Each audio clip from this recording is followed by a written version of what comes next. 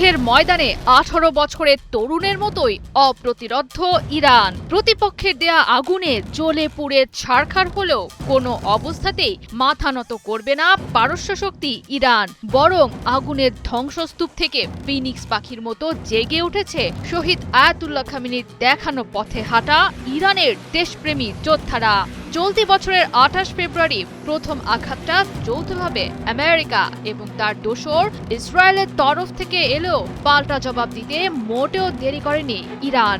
গর্জে ওঠা ইরানকে দেখে আমেরিকা এবং ইসরায়েলের বিপক্ষে যুদ্ধ করতে এগিয়ে এসেছে ইরানের সমর্থনে থাকা লেবানন এবং ইরাকের প্রতিরোধ যোদ্ধারা।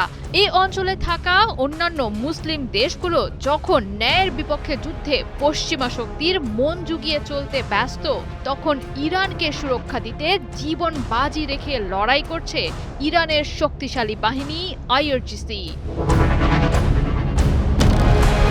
ইসরায়েল এবং আমেরিকা যখন ইরানকে বিশ্ব মানচিত্র থেকে মুছে ফেলার চক্রান্ত করছে, তখন ভরসার বার্তা দিলেন আইআরজিসির কুদস ফোর্স কমান্ডার ইসমাইল কানি। জানালেন শত্রুর শত চাপের মুখেও প্রতিরোধ ফ্রন্ট নিজেদের লড়াই জারি রেখেছে। তারা এখনো ঐক্যবদ্ধ ও সুসংগঠিত আছে। তাদের মাঝে যে একতার উপস্থিতি আছে সেটি অতুলনীয়।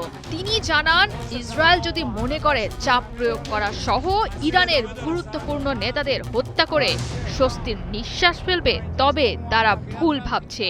বরং শত্রুর চাপের মুখে শক্তিমত্তায় আরও অপ্রতিরোধ্য হয়ে উঠেছে ইরান। ইরানকে যত বেশি চাপ প্রয়োগ করা হবে, ইসরায়েল ততই নিজের বিপদ ডেকে আনবে।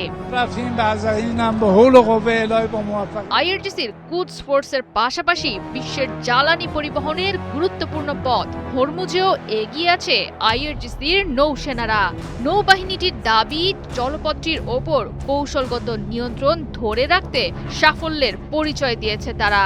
ইরানের তদারকি ও নিয়ম মেনে চলমান যুদ্ধের মাঝে কিছু বেসামরিক জাহাজকে হরমুজের পথ দিয়ে চলাচলের অনুমতি দিয়েছে তারা।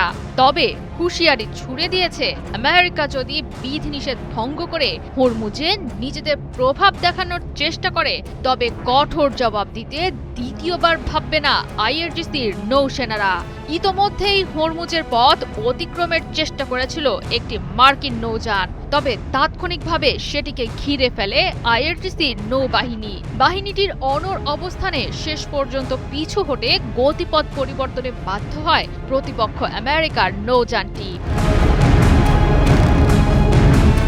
একসময় মার্কিন হামলায় নিহত সাবেক কমান্ডার কাসেম সোলাইমানির হাত ধরে পরিচালিত হতো ইরাকের সামরিক বাহিনীর বিশেষ ইউনিট আইআরজিসির কুদস ফোর্সের যাবতীয় কার্যক্রম।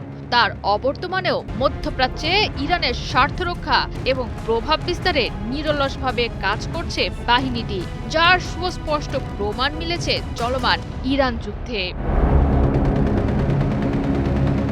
জয়া সরকার, ৭১।